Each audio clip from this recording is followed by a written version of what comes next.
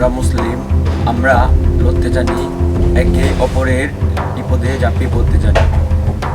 বাংলাদেশ আমরা মুসলিম কান্ট্রি, শতকরা 95% আমরা মুসলিম হিসাবে বাংলাদেশে বসবাস করি। এবং তো এখন যে আমাদের যে ইরানের মতো একটা দেশ, তারা ইদানিং 3 থেকে 4 দিন যাবৎ তারা হুমকি দিয়ে যাচ্ছিল খ্রিস্টান নাস্তিকদেরকে যে তারা খুব শীঘ্রই একটা হামলা করবে। কিন্তু কাল যে দেখে দিল তারা যে কীরকম একটা হামলা করেছে, কীরকম ইসলামের যে শক্তি, তো সেই শক্তি তারা দেখিয়ে দিয়েছে। আকাশ প্রতিরক্ষা, খ্রিস্টানদের আকাশ প্রতিরক্ষা আয়রন ডোমের মতো এরকম এই অস্ত্র ফাঁকি দিয়ে তারা এই একের পর এক ড্রোন হামলা করে তারা বুঝিয়ে দিয়েছে যে ইসলাম কতটুকু শক্তিশালী এবং ইসলাম কতটুকু পারে। ইরান যে ড্রোন হামলা করেছে এই খ্রিস্টানদের উপরে, এই নাস্তিকদের উপরে, তো পৃথিবীর মধ্যে পাপের দেশ হিসাবে এই খ্রিস্টানদের দেশ এই খ্যাত। তো এই যে খ্রিস্টানের দেশ কত মায়ের বুক কালি করেছে, কত সন্তানের বুক কালি করেছে, তাদের পিতামাতাকে চিনিয়ে নিয়েছে এই খ্রিস্টানরা।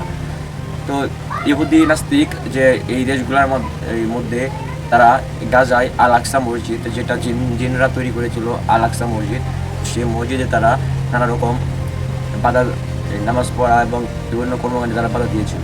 তো ইরান যে কালকে যে ড্রোন হামলাটি করেছিল, সেই ড্রোন হামলার মাধ্যমেই তারা বুঝিয়ে দিয়েছে যে মুসলিম জাতি বাই বাই। তো মুসলিম যখন দাঁড়িয়ে যায় তোদের সামনে কোনো কিছুই টিকতে পারে না, এটাই প্রমাণ করে দিল ইরান ড্রোন হামলা করে। আমেরিকা সহ নানা যে খ্রিস্টানের দেশগুলো যারা রয়েছে, তো তাদেরকে হুমকি দিয়েছে যে তারা যদি এই বিষয়ে নাক গলায় তো তাদেরকেও একই অবস্থা করা হবে।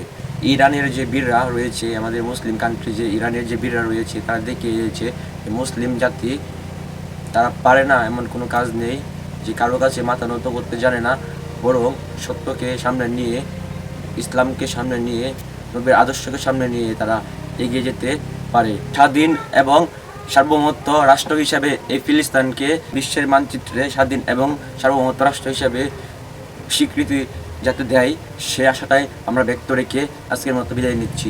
সকলেই ইসলামের পক্ষে যারা রয়েছেন, যারা মুসলিম রয়েছেন, তো তারা হয়তো সামাজিক যোগাযোগ মাধ্যমে আপনারা হয়তো দেখেছেন যে এরকম পিচ্ছি বাচ্চাদেরকে তারা রেখে তাদের বাবা মা ভাই বোন আত্মীয় স্বজন পরিজন তারা ধ্বংস করে দিয়েছে। তো এরকম এর সুষ্ঠু একটা বিচার দাবি করে এবং ফিলিস্তিনদেরকে স্বাধীন সার্বভৌমত্ব রাষ্ট্র স্বীকৃতি দেওয়াই আমাদের কর্তব্য। ধন্যবাদ।